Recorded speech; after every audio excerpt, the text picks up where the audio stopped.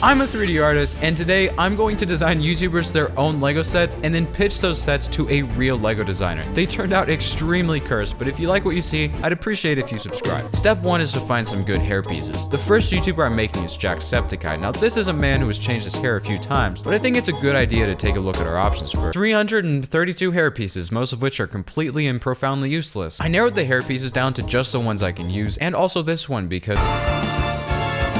Finally, I settled on this piece, added some green in there, and I can already see it coming together. Step 2 is to make the face. For Jack, I went for a crazed look, really capture the chaos of someone who's made almost 5,000 videos. Top of the morning to you laddies. My name is Jacksepticeye and welcome back to...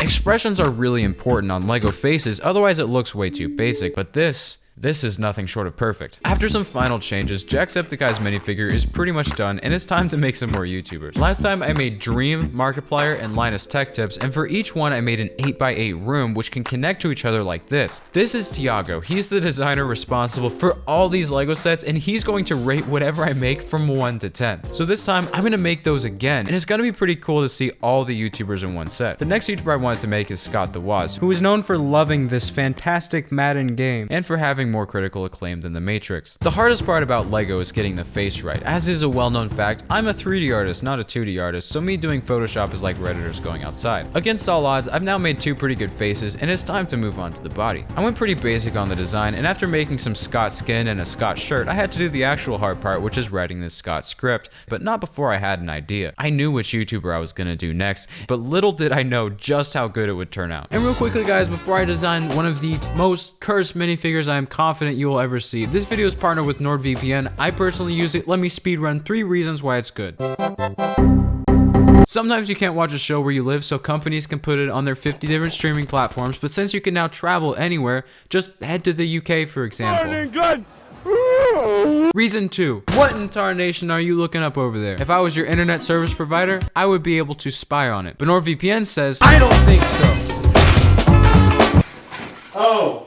Reason 3, Nordish VPN hides your IP address and keeps you all safe and secure and comfy. And maybe if you had NordVPN, I wouldn't be living in your walls right now. Yeah, don't look at me like that. You had your chance the first 100 times you heard this ad. So to conclude, get on over to nordvpn.com/craft. That's 2 F's by the way. Somebody already went on Twitter and went, oh, I didn't know Daniel was also a medical doctor, went to Harvard and has a million TED Talks. Link in description, get a 2-year plan plus 4 additional months with a huge discount. Let's get back to the video. Next YouTuber I wanted to make was Technoblade. I started with the Dream minifigure I made last time, which is still one of the more cursed things in existence, and then dropped in the skin itself. I used a pink base color on the head and hands, and a dark red color on the shirt and arms. For the textures, I basically just copied the Minecraft skin with a few changes like a stroke around the eyes to more closely match how LEGO typically does these. Not that that's particularly nice either, but just give me a break, okay? It's a bit easier than making normal faces because I can pretty much just copy, but even so, I still managed to mess it up, so I had to go to Google to make things right. Turns out with LEGO, they usually simplify Minecraft textures more than companies simplify their logos. How and why did Pringles go from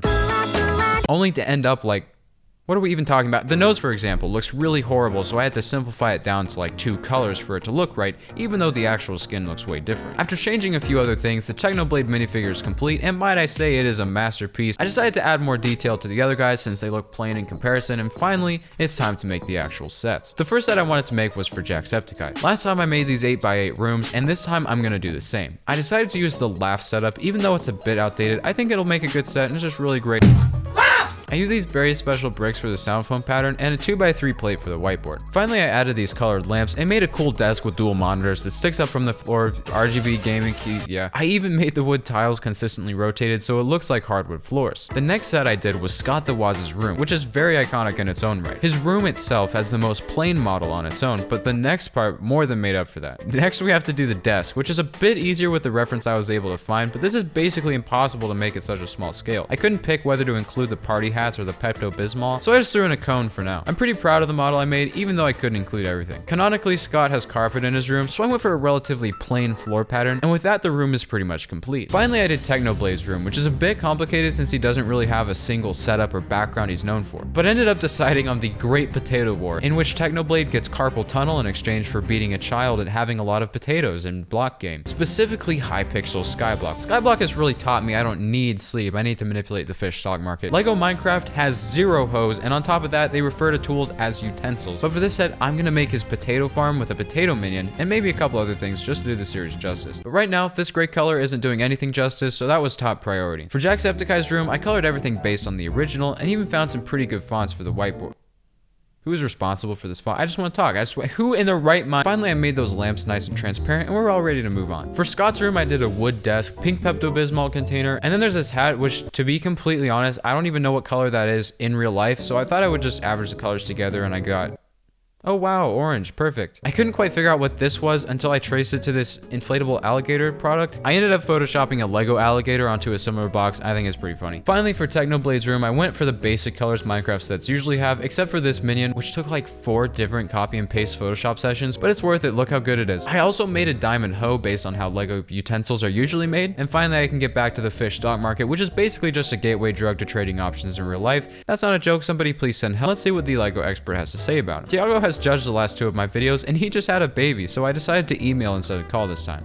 The piece choices for the sound foam were perfect. It's all about the details for Lego sets. The setup is a solid 9 out of 10. The minifigure, a 6. Yeah, it's not my bad. The minifigure is perfect, the desk is perfect, the white shells are perfect, Lego crocodile made me laugh, 10 out of 10. Technoblade is a 7. You looked into these eyes. You witnessed a new utensil drop. Raw potato output is through the roof and you gave it a 7. But hey, I'm just coping. This is my first 10 out of 10 from a real Lego designer, and it only took 3 entire videos. Let's go, baby. Speaking of babies, congratulations, Tiago. Go subscribe, and I'll see you next time.